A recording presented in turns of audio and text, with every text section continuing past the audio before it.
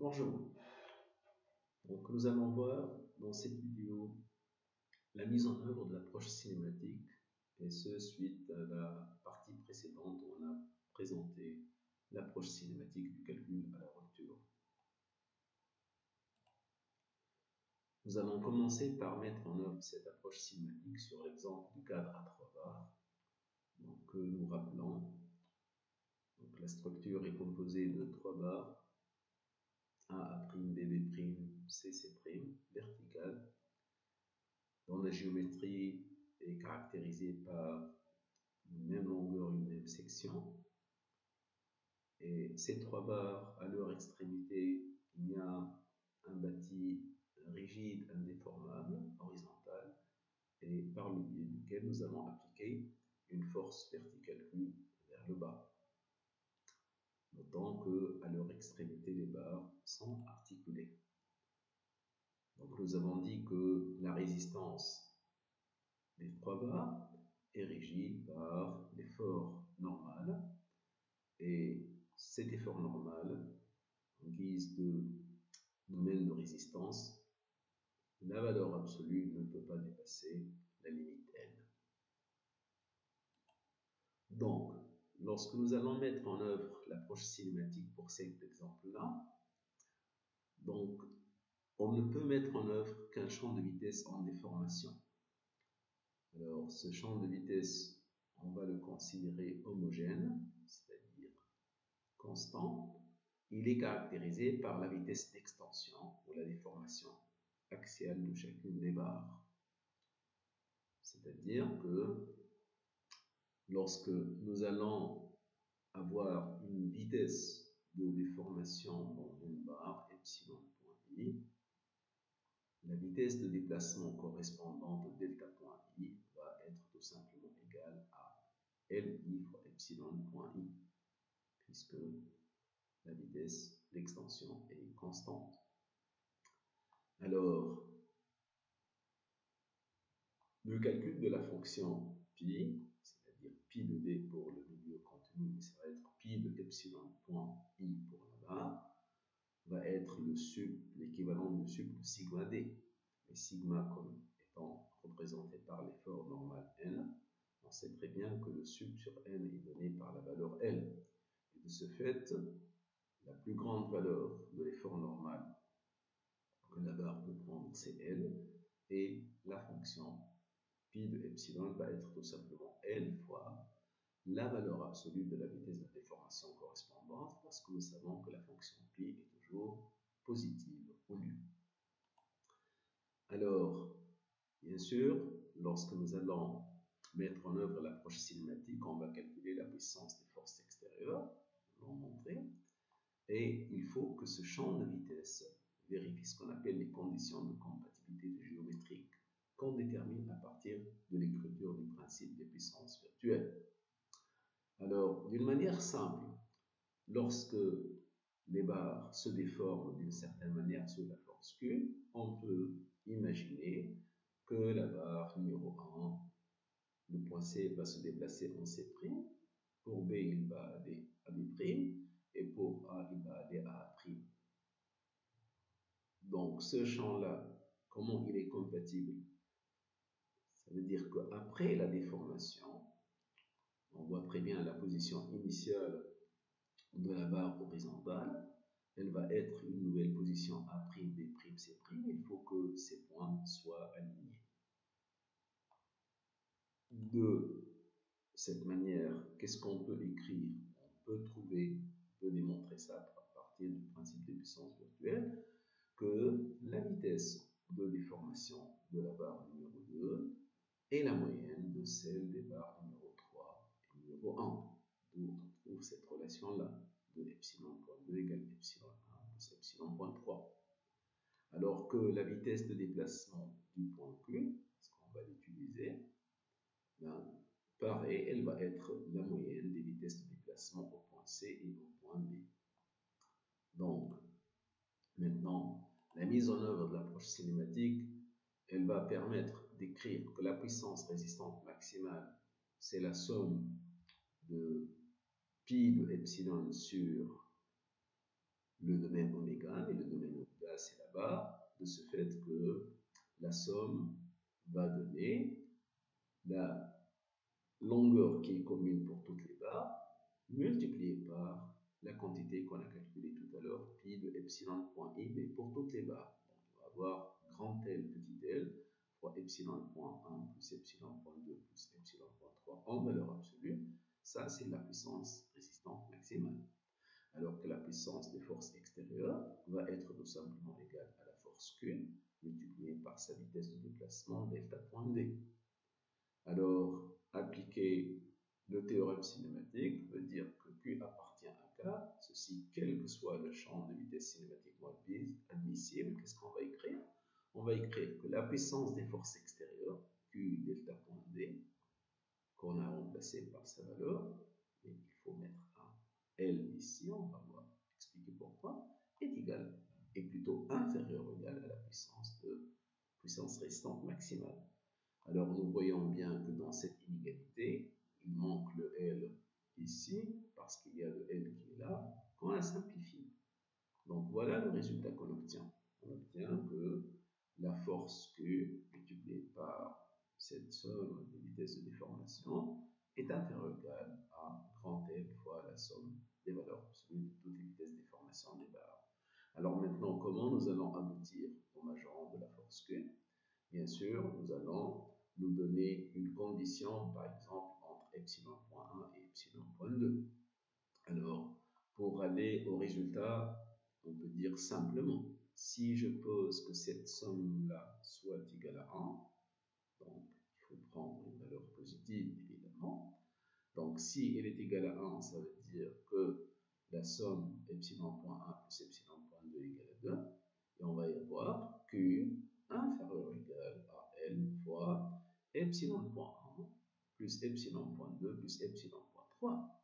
Mais compte tenu des relations qu'on a établies, déjà lorsqu'on a epsilon point 1 plus epsilon point 2 égale à 2, donc je vais écrire que epsilon point 2, on va laisser tout en fonction de epsilon point 2.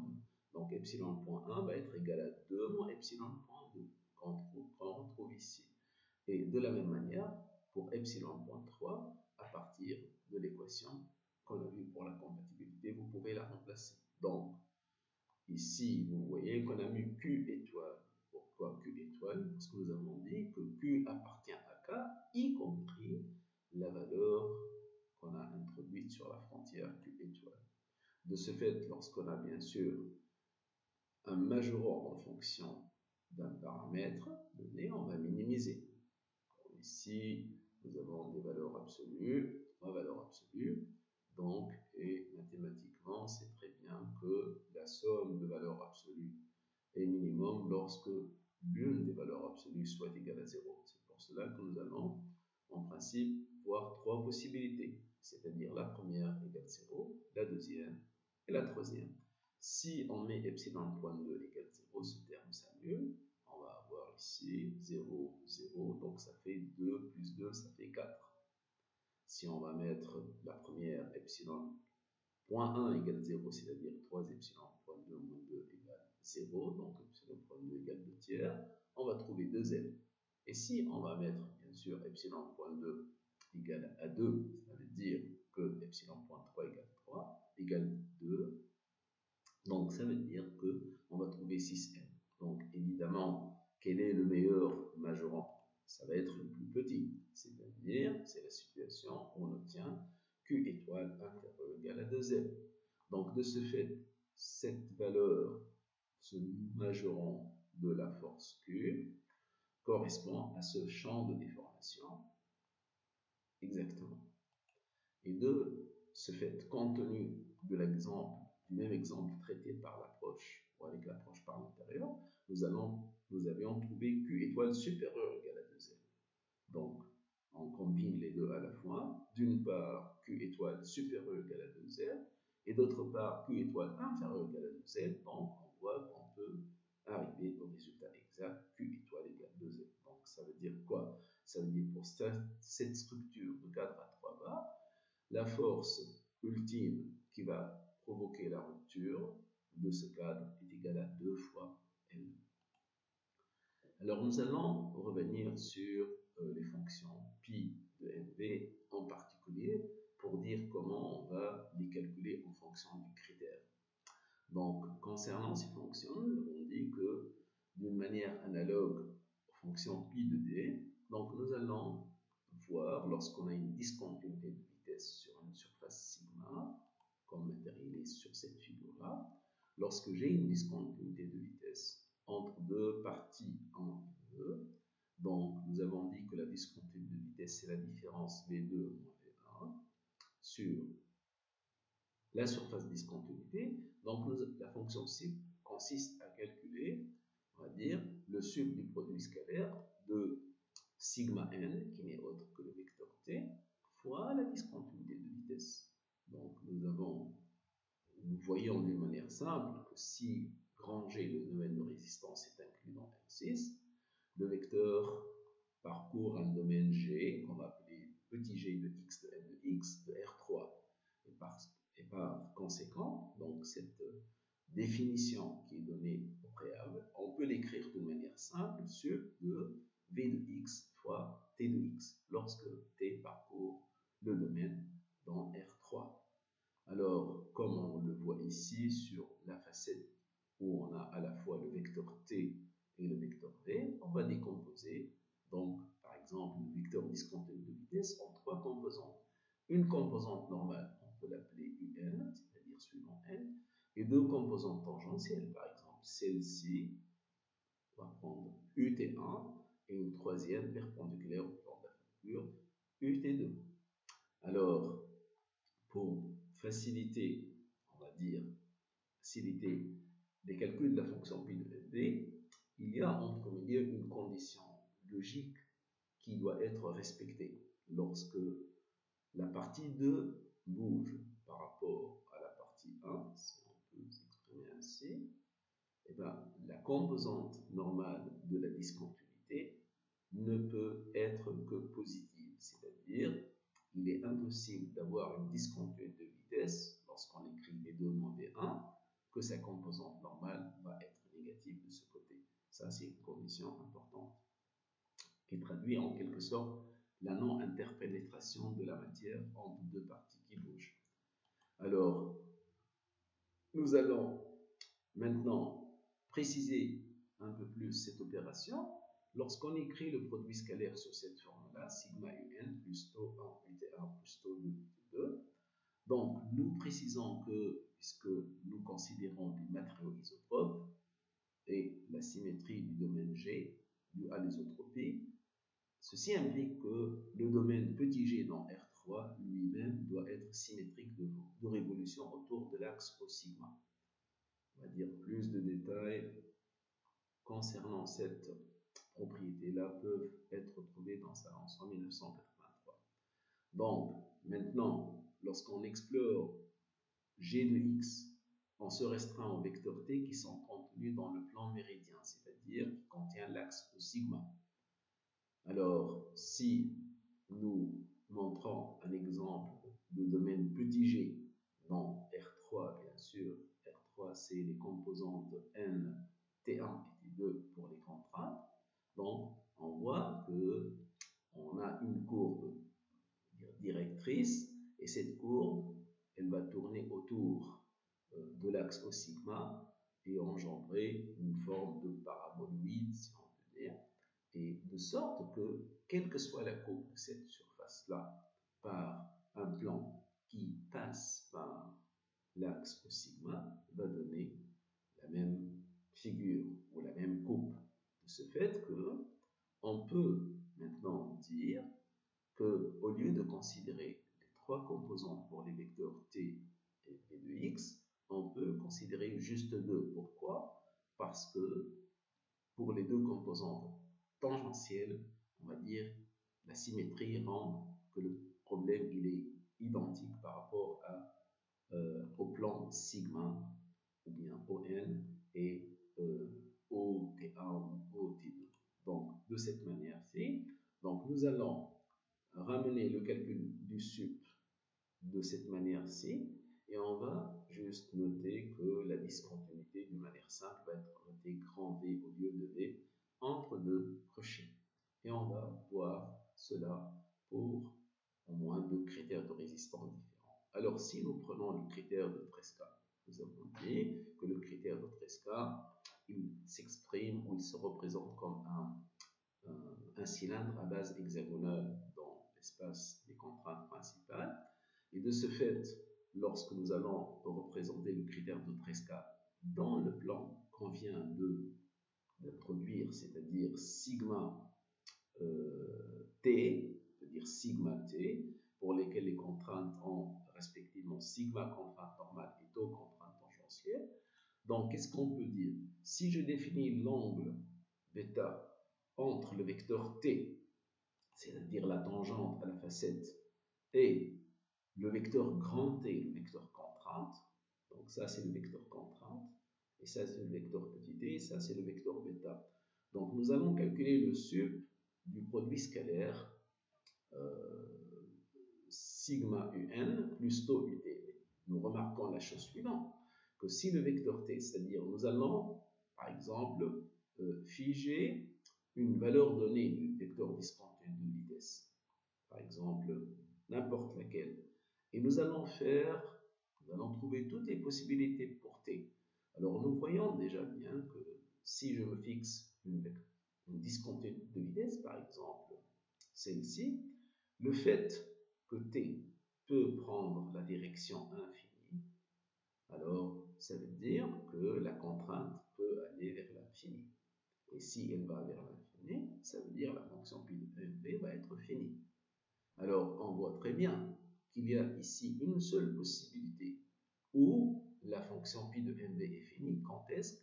Lorsque la discontinuité de vitesse doit être tangente à t, c'est-à-dire sa composante normale est égale à 0, c'est-à-dire nous allons choisir des champs de vitesse avec discontinuité qui n'ont pas de composante normale. À ce moment-là, lorsque t va prendre n'importe quelle valeur avec un sigma qui est non nul, le produit scalaire sur les deux composantes normales va être nul. Et de cette façon-là, ça veut dire que physiquement, la discontinuité, elle va être tangente à sigma, c'est-à-dire à la facette aussi, et on peut dire qu'on a ce qu'on appelle le cas de glissement, c'est-à-dire le mouvement de 2 par rapport à 1, c'est un mouvement de glissement. Et dans ce cas-là, le sup, il est simple à calculer. Pourquoi? Parce que dans la direction de t, la valeur maximale, le module du vecteur t au maximum, sachant que sigma égale 0, il est égal à soit sigma 0 sur 2 ou tout simplement c, la collision. Donc le produit scalaire il va être égal à combien? Il va être égal au module de v qui est tangent, qui est vertical, tangent à t, multiplié par sigma 0 sur 2. Quand est-ce? Lorsque v scalaire n égale 0. C'est-à-dire pi de nv pour le critère de Tresca ne peut être fini que lorsque la discontinuité de vitesse, sa composante normale est égale à 0 et la valeur de la fonction pi de nv va être tout simplement sigma 0 sur 2 fois le module de cette discontinuité. Alors pour le critère de von Mises, il ne va pas y avoir, nous n'insistons pas ici sur les calculs de pi de d, mais nous donnons les fonctions pi de d. Voilà la fonction pi de d pour le critère de von Mises, comme on l'a donné pour le critère de Tresca, avec une certaine condition qui est commune. Les deux critères, au fait, sont similaires, von Mises et Tresca, parce qu'ils sont symétriques de révolution par rapport par rapport à l'axe des contraintes, donc la trisectrice, c'est-à-dire d'égale valeur de contrainte principale. Donc, pi de d n'est fini que si trace de d égale 0, c'est la compressibilité volumique, mais pi de nv n'est fini pour les deux cas que lorsque la discontinuité de vitesse est tangente par rapport à la surface de discontinuité de vitesse, autrement v scalaire n égale à 0. Alors, nous allons maintenant voir le critère de Mohr-Coulomb, qui est un peu plus, à dire, général.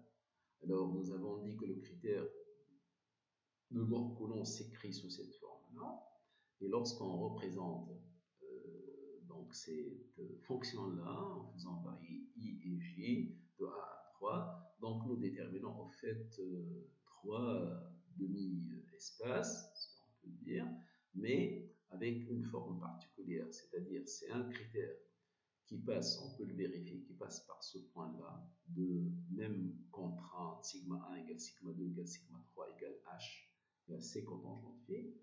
Et pour ce critère-là, quand est-ce que pi de d est fini? Lorsqu'on a la condition suivante sur les vitesses de déformation exprimées dans le repère principal comme ci, c'est-à-dire trace de d, supérieure ou égale à la somme des valeurs absolues de d1 plus d2 plus d3 fois sinus phi.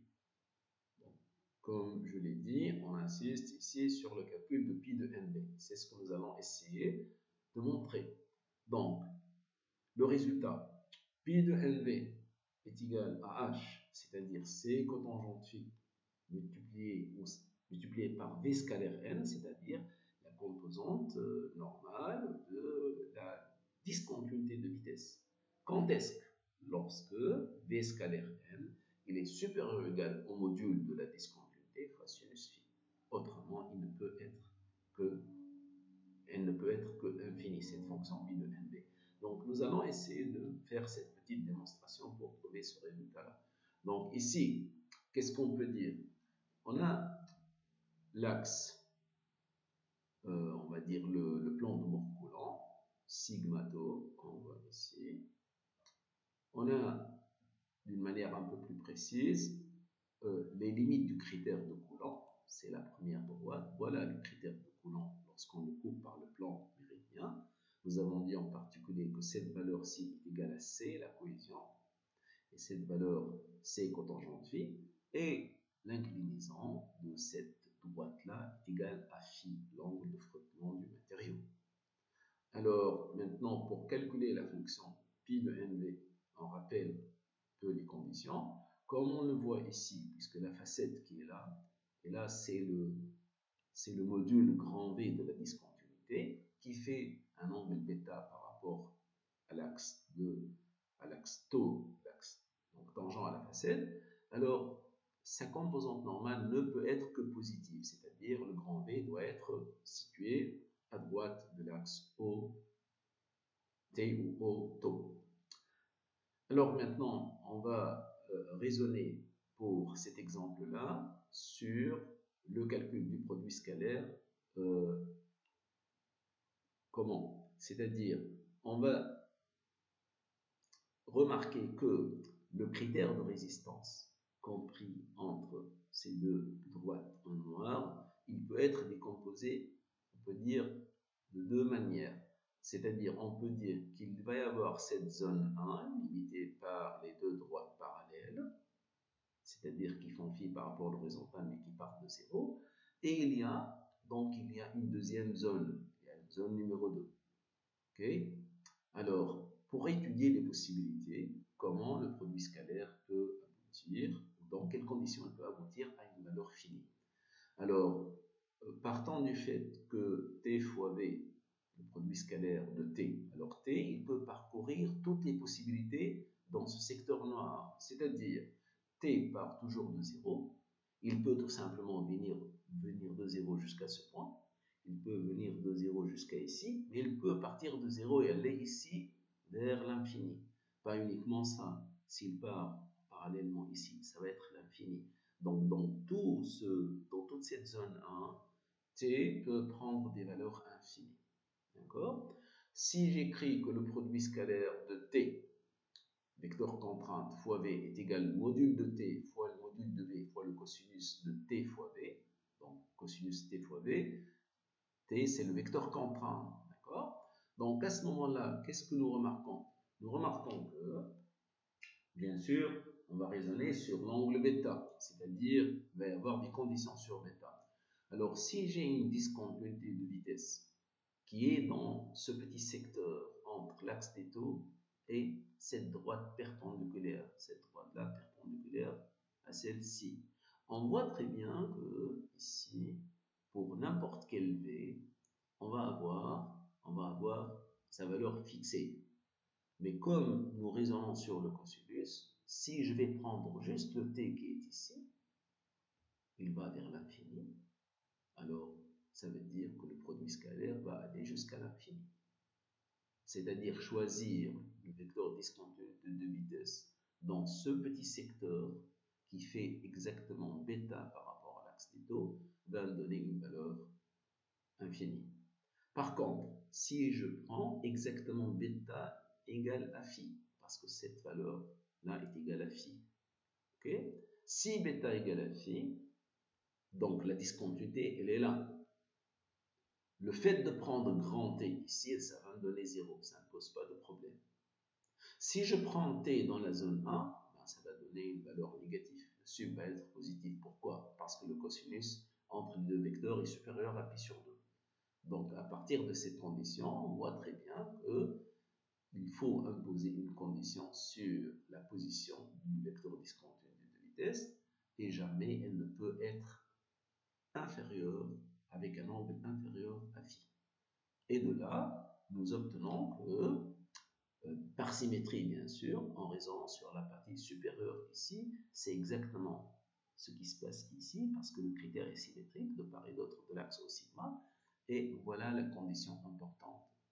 Lorsque j'ai un matériau de Coulomb avec un angle de frottement phi, la discontinuité de vitesse pour que j'obtienne un pi de n défini doit être supérieur ou égal à phi et symétriquement, bien sûr, inférieur ou égal à pi moins phi. Bien sûr, choisissant le sens de rotation comme ça. Donc, de cette manière-ci, donc, comme on le voit ici, nous allons ramener le calcul, en quelque sorte, de V fixé comme celui-là ici, figé, et on va parcourir toutes les possibilités. Bon, si V est figé là, ça veut dire que ce n'est pas la peine de considérer toutes les valeurs de T à partir de celle-ci. À partir de celle-ci, ça veut dire qui est perpendiculaire à V. Donc, nous allons nous ramener à partir de la définition de pi sur 2, à ce petit triangle-là. Vous voyez ce petit triangle-là? C'est dans lequel nous allons prendre toutes les valeurs de t. Alors, si je prends exactement un pi sur 2, le résultat va être 0. Mais si t va balayer tout ce triangle-là, en écrivant tout simplement que le produit scalaire, c'est la composante, c'est la projection de v sur la normale, c'est-à-dire la composante n, la composante normale de la vitesse, multiplié par t, donc vous allez vérifier que le sup ne peut être obtenu que pour cette valeur-ci. C'est-à-dire, c'est égal à c contingente phi fois v scalaire n, exactement. De cette manière-ci, qu'est-ce qu'on peut dire?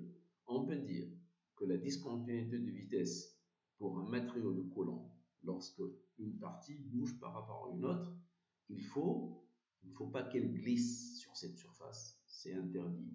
C'est-à-dire, ça n'a pas de sens.